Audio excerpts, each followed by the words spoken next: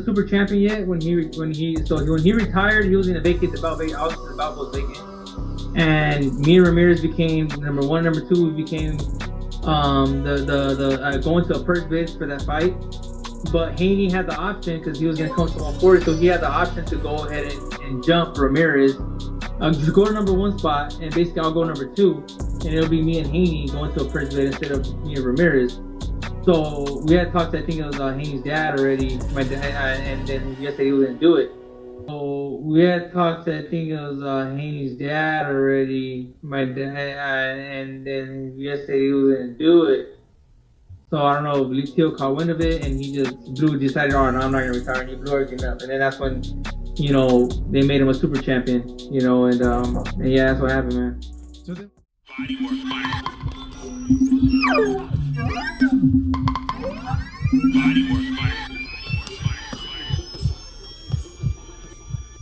Welcome to BodyWork. Welcome back. It's Michael Rogers. Welcome to BodyWork Boxing.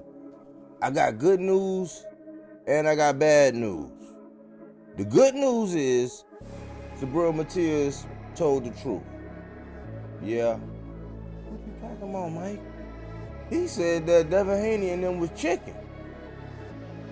That's the good news. Well, how's that good news, Mike? Because Subriel Matias wasn't lying.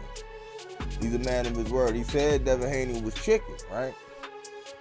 The bad news is Subriel Matias wasn't lying, man, because if he was lying, Devin Haney would have came out and proved to him that he wasn't a chicken, that he really want to fight the best, that it's all about legacy and all this other stuff.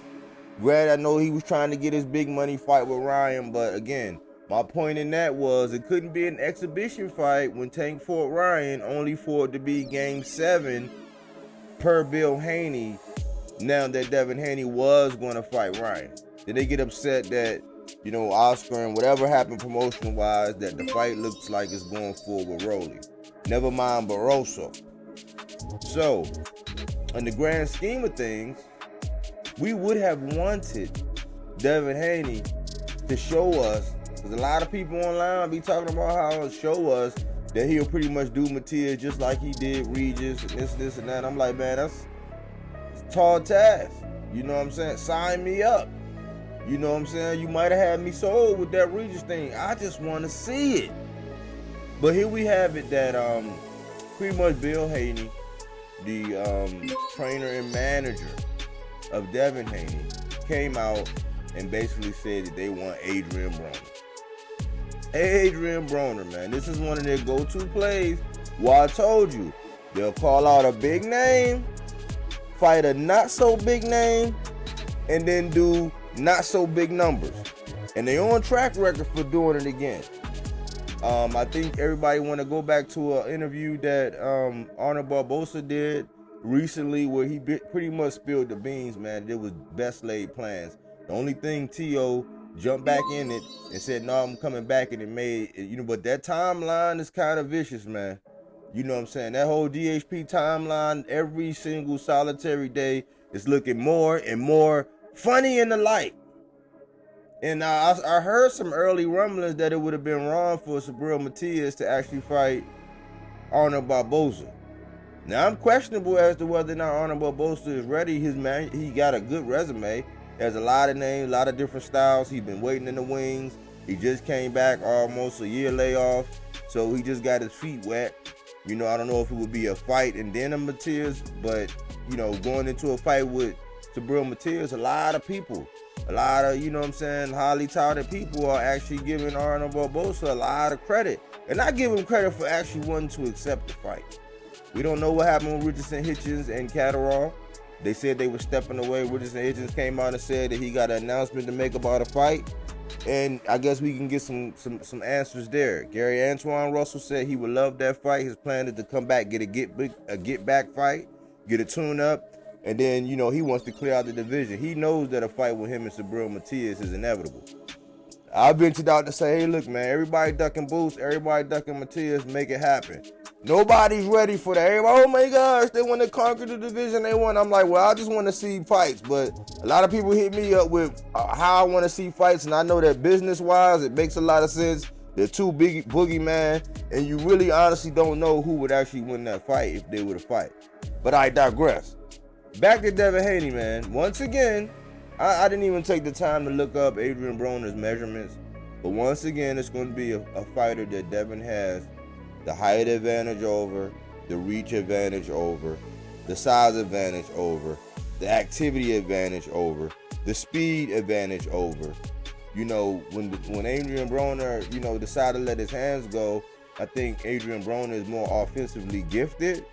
But the version of Adrien Broner that was, you know what I'm saying, lighting up the scoreboard, you know, we haven't seen him. You know, we haven't seen him in a while, and with his inactivity and what he's going through. I just don't understand how we're going to sit up here and let this man go for another cougar. Another cougar. I made a joke and said that Subriel Matias had just made the cutoff by being 31 years old and, you know, and actually being validated. But here I go getting proved wrong again. And they're actually going to pursue. And then we got the Haney voice once again coming out and trying to lay out this thing. And this is what they do. Now we're starting to hear all the build-up of Sandor Martin and how great Sandor Martin is. We know Sandor Martin can box. Some people arguably say he beat Teofimo Lopez. You know what I'm saying? In that fight when he dropped Teofimo Lopez, only got credited for one knockdown. I crunched the numbers, I did the numbers and scored that fight, and it was kind of like by the hair of his chinny chin chin, Teo won that fight according to my scorecard. It might be interesting for me to pull out that journal when I do another video about Teofimo Lopez. But I digress. I'm not taking away from Subriel Matias, but it's been a monumental effort. And it's been a whole justification like, yeah, he is the mandatory. They're just now coming out saying that when they knew this before. Yes, he's the mandatory, but he has up to a year to defend it. Therefore, it frees Devin Haney up. If he wants to go and grab something, then he can go grab. Yeah, man, like these guys are getting exposed left and right every day. You know what I'm saying? Like, when are we going to start standing on something? When are people going to start saying something? They do this every time. Call out a big name, fight a little name. Say that they fight in legacy. Oh, he don't want to fight me. Oh, he want to duck me. They have been quiet as kept. And I seen the interview with Coach Panda. He said basically that Bill and them talked to him and he said, look, man, I'm not the guy to call the shots. He has the number. He knows how to call. He was even talking about Bill Haney's conduct on the conversation and that he kept yelling at the man. That stuff is not going to translate into business. We already see Ryan saying no. We already hear that Coach Juan Harango, we hearing that Coach Panda saying that he was like, look, man, this guy don't, you know, he's basically yelling on the phone and acting all crazy. I'm a businessman. The only thing I do, I don't just do boxing. I have other businesses. You're going to come at me with respect. And they know that's Subriel Matias. They know that it's slim pickings. And now that he have a belt, nobody really want to fight that man. Nobody want to fight that man, including Devin Haney. And I guess we're going to sit by. We're going to let time bygone be bygones. And we're going to let this man get another cougar. But if you look at his ops, somebody always have something to say about his nemesis or the ops or the one everybody. Somebody always got something to say about him. But look at these moves. Is this guy ever going to fight somebody his age in his prime? He ducked Shakur Stevenson. He ran away from Tank. He fought Loma 2.5 years when he said that Loma was too old and too small. He came up in Fort Regis after they scouted him and saw how he did with Zarilla. And then Regis come out and lay an egg by landing only 38 punches. But no matter how long or no matter how many times Regis has been in a deficit as far as height and reach, he's never been at an opportunity where, in a fight where he was never able to actually get in and land here. You can try to say he aged overnight. I'm like, yeah, I got some beachfront property in Missouri that I could sell you. You know what I'm saying? Sign up after this. Shoot me an email. You know what I'm saying? I got you. You know what I'm saying? For the low. But come on, man. This is a clear duck of Subriel Matias. Don't be mad when Subriel Matias come out and fight Arnold Barbosa, because Arnold Barbosa is one of the ones that's going to say, yes, I'll take it. They named Oscar Duarte, and they basically said, like I said, somebody told me, one of the supporters actually told me, They say that Subriel Matias, he's on a little, it's not even like, it's an impact injury where he can't hit nothing and bang it up against nothing, but he can still shoot pool, do everything as long as it's not a collision, a damaging thing, and it's something like tendonitis or something like that. I think that's what I be getting in this shoulder sometimes. You know what I'm saying? It just needed therapy, and then he'll be cleared by the end of this month to actually get ready to get started next month. Minor setback. Said that T.O. had good timing, ironic timing is what they tried to say as far as the timing of when they wanted to actually try to make the fight, this and that, wanting a 2-month turnaround, and he was saying, Coach Panda was saying it's not going to be like no two months, no championship caliber fighter wants to be able to get ready, have a full camp. It's not going to be no 2-month turnaround. So they kind of thought that T.O. was playing games.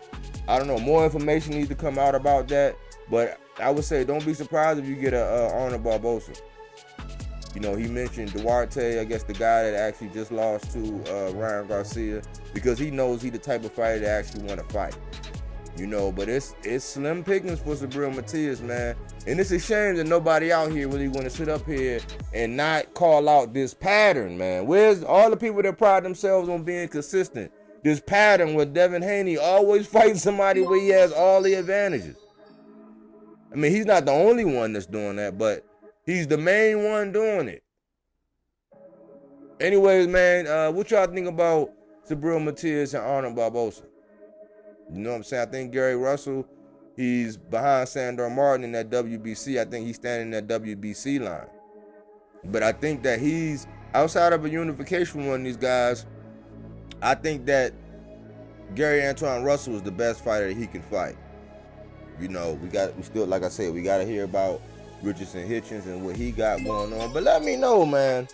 Like, has it ever been this apparent? Has it ever been this obvious what these people are doing, man, and how they running around? Legacy 1 minute, the bag the next minute. Oh, he don't want to fight me. Oh, they say everything but fight.